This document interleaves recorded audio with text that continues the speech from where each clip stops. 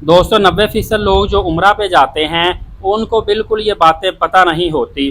क्या आप भी उम्रा की तैयारी कर रहे हैं तो ये वीडियो आखिर तक लाजमी देखिएगा, क्योंकि हो सकता है कि आप भी 90% इन लोगों में मौजूद हों जो उम्रा पे जाने से पहले इस तरह की खास बातें बिल्कुल भी नहीं जानते, जिनकी वजह से बाद में इनको परेशानी होती है, इजाफी अखराजात होते हैं और मुश्किलात भी पेश आती है। आइए सबसे पहले सिंपल चीज़ आपको बताऊं, पासपोर्ट के हवाले से पासपोर्ट और वीज़ा अच्छी तरह चेक कर लिया करें। उम्रा वीज़ा फेक नहीं लगता, फिर भी आप अपनी तसल्ली के लिए मोफा की वेबसाइट से जाके ऑनलाइन इसको वेरीफाई कर सकते हैं। पासपोर्ट की वैलिडिटी आप चेक कर सकते हैं, इसमें अपना नाम वगैरह हर चीज़ क्लियर चेक कर सकते हैं। मिस्टेक समटाइम हो भी जाती है। और नया पासपोर्ट अगर बनवाइएगा तो फिर ई पासपोर्ट बनवाइएगा। मशीन रीडेबल पासपोर्ट इसका ज़माना ख़त्म हो चुका है अब, क्योंकि ई गेट्स लगने शुरू हो गए हैं मुख्तलिफ बड़े बड़े एयरपोर्ट्स पे। लिहाजा ई पासपोर्ट बनवाएंगे तो आपकी इमिग्रेशन आसान होगी, ऑफलोडिंग का भी आपको मसला पेश ज़्यादा नहीं आएगा। इसी तरह नुसुक एप्लीकेशन को पहले से इंस्टॉल कर लें, इसमें पहले से ही अकाउंट बनवा लें। जैसे ही वीज़ा आपका लग जाता है इसको लॉगिन करना और ज़रूरत के मुताबिक सर्विसेज हासिल किस तरह की जाती है, रियाजुल जन्नह का परमिट कैसे लिए, सारा कुछ आप सीख लिया करें, आपके लिए आसानी होती है। सामान का वज़न लाजमी चेक कर लिया करें कि टिकट में आपका वज़न अगर 23 किलो है तो आप जो बैग भर रहे हैं वो कहीं पे लेके जाके वहाँ से उसका वेट करवा लिया करें कि वो कितने किलो का बैग है। बाद में आपने सामान की इतनी अच्छी सेटिंग की होती है, फिर निकलवाना काफ़ी ज़्यादा मुश्किल पेश आती है।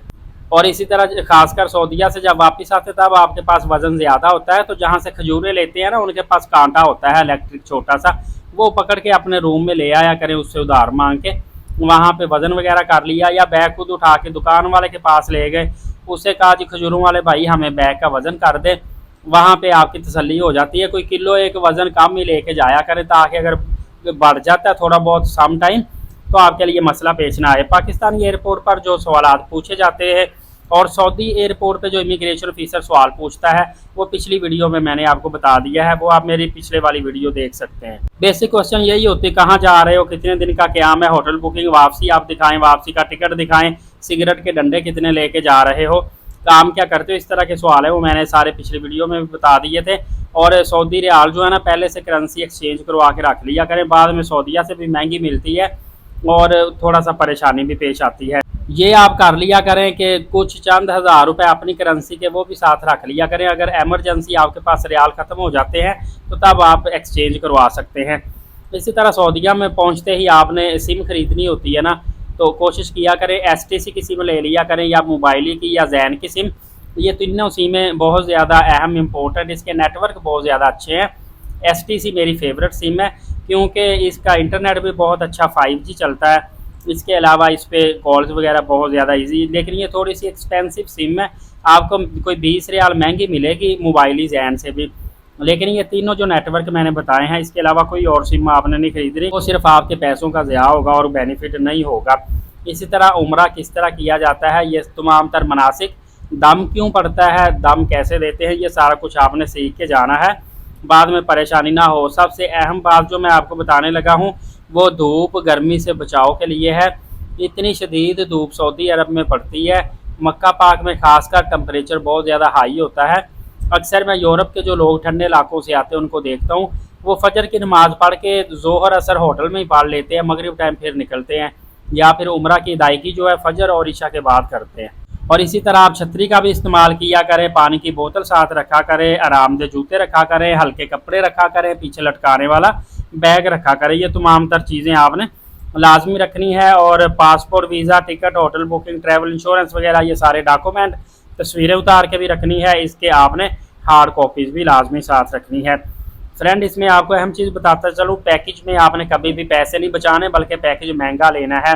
अगर आपके साथ फैमिली है, लेडीज़ है, कोई बुजुर्ग है, तो आपने पैसे बिल्कुल भी नहीं बचाने। कोशिश करनी है कि शारा इजरा जहाँ पे मातर अल जवार होटल है, या शारा इब्राहिम खलील यहाँ पे बदर अल मासा बदर होटल है, मतलब या जियाद रोड, या जहीं पे भी आप अपनी रहाइश लेते हैं, कोशिश करें हरम शरीफ से 500 मीटर फासले के करीब करीब लें, जहाँ से मैक्सिमम 10 मिनट या इससे भी पहले हरम तक पहुँच सकें। अदरवाइज़ आप दूर होटल लेंगे, आपकी नमाजें भी रह जाती, ज़ाया हो जाती हैं, बार बार नहीं आया जाया जाता। दूसरा, आप अगर ये चीज़ सोचें कि अगर आप 2.5 लाख या 2.25 लाख रुपए का पैकेज ले रहे हैं, उसमें सिर्फ आप 10,000 बचाने की खातर 1 किलोमीटर या 1200-1300 मीटर फासले पे आप होटल ले रहे हैं, तो ये कितनी परेशानी वाली बात है। जहाँ पे आप 3.25 लाख रुपए लगा रहे हैं, 10,000 और आप लगा लें, अल्लाह की खुशनुदी के लिए जा रहे हैं ना, गुनाह बख्शवाने के लिए जा रहे हैं, इबादत के लिए जा रहे हैं, तो वहाँ पे आप जितना भी खर्च करेंगे अल्लाह पाक उससे कहीं ज़्यादा बढ़ाकर आपको अता करेगा। और वो भी अल्लाह की राह में अखराजात होते हैं। खुद को जितना ज़्यादा आप सेफ रखेंगे, आरामदेह रखेंगे, उतना इबादत भी आप अच्छी करेंगे, सेहतमंद भी रहेंगे। और सेहतमंद है तो फिर वहाँ पे इबादत करने का मज़ा आता है। ये चीज़ें समझने की ज़रूरत है, मैं आपकी रहनुमाई करता रहूँगा। और नेक्स्ट वीडियो मेरी बहुत ज़्यादा इंपॉर्टेंट होने वाली है, वो आप मत छोड़िएगा, लाजमी देखिएगा। एलीट साकिब यूट्यूब चैनल को लाजमी सब्सक्राइब करें, नमाज कायम करें, नबी पाक सल्लल्लाहु अलैहि वसल्लम पे रोज़ाना कसरत से दुरूद पाक भेजा करें और कुरान पाक की तिलावत करते रहा करें। इजाज़त दीजिएगा, अल्लाह हाफ़िज़।